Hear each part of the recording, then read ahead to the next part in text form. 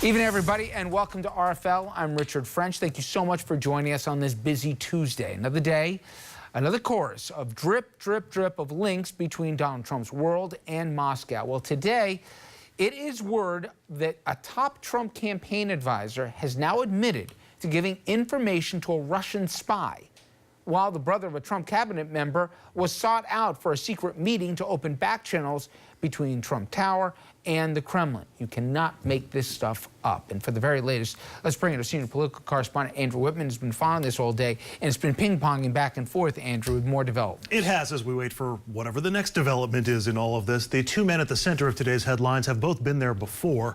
One was roundly criticized as a symbol of what went wrong for the U.S. mission in Iraq. The other has been on the hot seat before for his contacts with Russia, but now he's admitted to giving documents to a Russian spy. Meet Carter Page, a former Marine intelligence officer, now an oil industry consultant who worked on oil deals in Russia.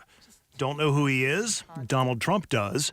And he has, as he made clear 1 year ago when candidate Trump met the Washington Post editorial board and was asked to name his campaign's foreign policy team. We heard you might be announcing your foreign policy advisory team soon. Maybe that you can start off with this morning with us. I hadn't thought in terms of doing it. If you want, I could give you some of the names. Waleed Ferris, who you probably know, PhD advisor to the House of Representatives caucus, and he's a counterterrorism expert.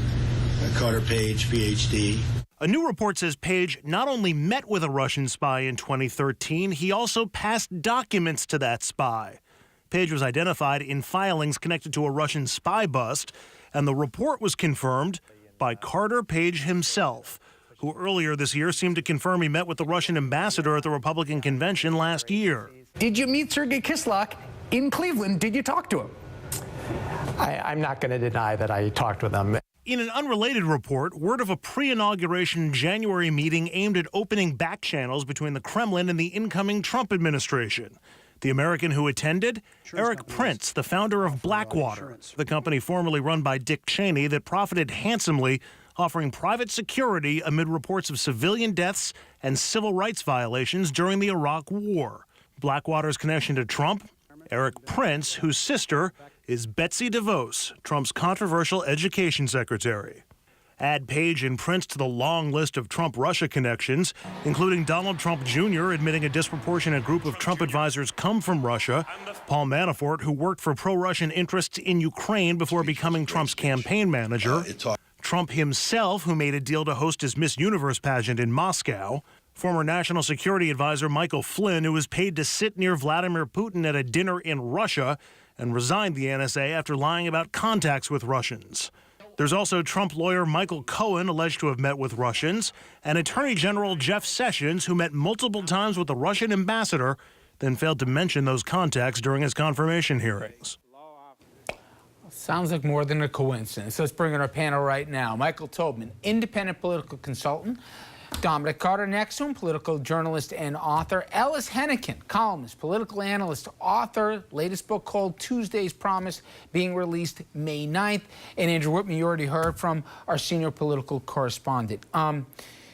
So the story itself, but also the optics of it and what this is about and our abilities to really get to the bottom of it. And Michael, I'll start with you in that if you were giving free consulting advice here, it seems that they're doing everything possible to not only make themselves look bad, but with the deny attempt to interfere, albeit with a compliant member of the Oversight Committee, would they be better off at this point to just get it all out there, unless they're guilty? Because barring that, I don't understand the logic of the way they're handling this. This is bad crisis management. The first thing I would do, and the free advice I would give, is make sure Andrew Whitman doesn't look into this situation, because that really was as succinct a synopsis and summary of the situation as I've heard, I think, anytime soon. So kudos to you. Everything about this is awful. The optics of it, the reality of it. It can only be one thing. It reads and sounds like an episode of Homeland, or even worse, The Americans. But the conduct is awful, but we've sort of lost sight of, and I'm not a Trump defender. I was never a Trump supporter. We've talked about this on the show for the past couple of years. Nobody broke into voting machines. They got out information that verified in people's minds impressions they had of his opponent, Secretary Clinton. So that, however, shouldn't inform our discussion, right? The end result is the end result, but everything about this stinks. Everything about this is awful. And to me, Ellis, I think Michael said it fairly, but if there is evidence of coordination between the campaign and the Russians, we know the Russians, for example, targeted on a separate portion of this fake information in specific districts that were in battleground states. This is not going away anytime soon. And the idea that you're going to have a Devin Nunes type, whether it be at the FBI or in the Senate, I think is delusional on the part of the administration. Everyone's going to look under the rug right now because they know this isn't going away. And no one wants to be seen, with the exception of Devin Nunes, as an apologist if this thing goes bad, right? You know, Richard, we always hear that the cover-up is worse than the crime. It's true, though. I think in this case, the crime is pretty bad. I mean, yes, the cover-up is a mess, and Nunes is embarrassing, and Carter Page seems like a whack job. You want that guy running your foreign policy? No, I don't want him anywhere near the Pentagon. But at the very core, right, is the most sacred part of our democracy is Americans going out and voting and electing a new president. And if we can find, doesn't have to be voting machine tampering, if we can find that there's a campaign that was in some way or another encouraged or coordinated or blessed by the victor, the Trump folks, that's real bad, regardless of the cover-up. I wonder, though, and we've talked about this before, if there's more proof established and there is a connection made plain, that's one thing. But the allegations and the connections and his attachment to strongman in Moscow, the voters knew about this. This was all out there during the campaign. Not to this depth, right? Not this depth and extent. The idea was no one could ever figure out, and to this day we can't. He literally criticized, did Donald Trump, crying babies, pregnant women, generals, war heroes. But the one person that he wouldn't go after was Vladimir Putin, even when pressed. And no one can understand, maybe with the exception of maybe a few folks in Brighton Beach, right, that there's no constituency for Vladimir Putin. So my point is, it never made any sense. And Dominic, usually, you know, when you have this, if you separate to somebody else, there's some geopolitical strategy that maybe we'll find is, oh, this is crazy, but they're trying to redraw the map of what should Europe look like, what should the U.S. role be in the world.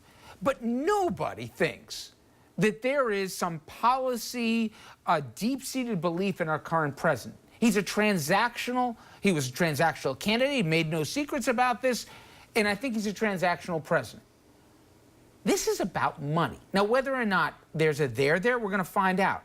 But this pure and simple, I believe, if this ever comes down to the bottom line, is like whenever we find out some guy in the city council, some state senator or assemblyman or congressman or senator, in the end, follow the money. And I think with everything that we've seen here from, you know, as Andrew said, Michael Flynn taking 50 grand for a speaking engagement with RT, or somebody getting a consulting deal with someone, this is about money. Who owned some of the debt on these casinos, who's financed this over the year, who's invested in these properties, and who's got what on somebody else. I don't think this is about trying to look at the atlas and come up with a new world order. It is on the Russians' part. Maybe, but on Trump's part, this is about money.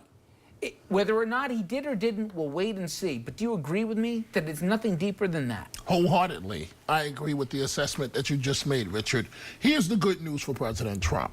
He better be glad that he got rid of a prosecutor by the name of Preet Bharara. He better be real glad that Bharara is no longer the U.S. Attorney for the Southern District in Trump's backyard.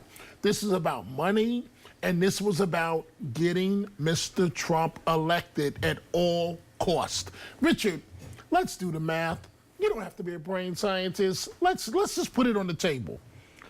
Attack anybody and everybody repeatedly. When it comes to Russia and Putin, nothing to say. Casinos were in tremendous trouble. Money pops up to save the casinos. Presto, all the problems are gone. The only question is this. I know that I'm making a huge leap here. I really believe that this is heading down the road to impeachment. I know that's a far path away. We have no evidence yet to support that. Yet, Richard, but this is not going to end pretty. So the only question is, how much does the institution of the presidency protect Mr. Trump, as it does all presidents? To that point, Andrew, the names we've mentioned, Manafort, I love it. Like when they were pressed on, well, wait a minute, what did we find out? There actually was connection, certainly before. Trump basically made him sound like an intern, okay? Except he was a campaign manager, and he was the guy counting votes there when they were in Cleveland. And you can go down the road with a bunch of other people that have been implicated. I don't know how insulated the president is. I don't even know if he knew, okay? So I'm not making the same leap my friend Dominic is tonight. But nonetheless, that's the question, right? Is how immunized this president is from whatever folks.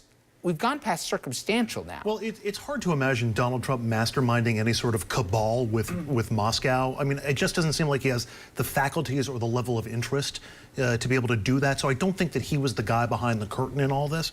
There is, by the way, one, at least to my mind, one emerging plausible scenario that is other than the most devious, he's a puppet of Russia or who's acting on Russia's behalf.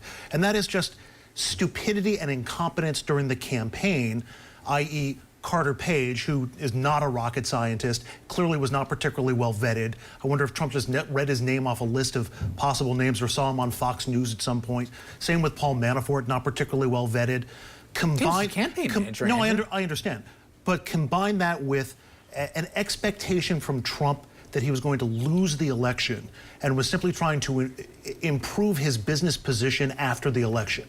And if that's the case, then he wanted to be friendly or at least accommodating to Russian interests, because as we know from his son, Russian interests are a large percentage of his holdings in real estate. I will tell you, we're going to, on the other side of this break, we'll get into a story that you can see for the first time at least, where the apologists tour that we've seen here for Russia and how this is now getting into real-world situations could play at least a part in some of the consequences that we're seeing play out in Syria.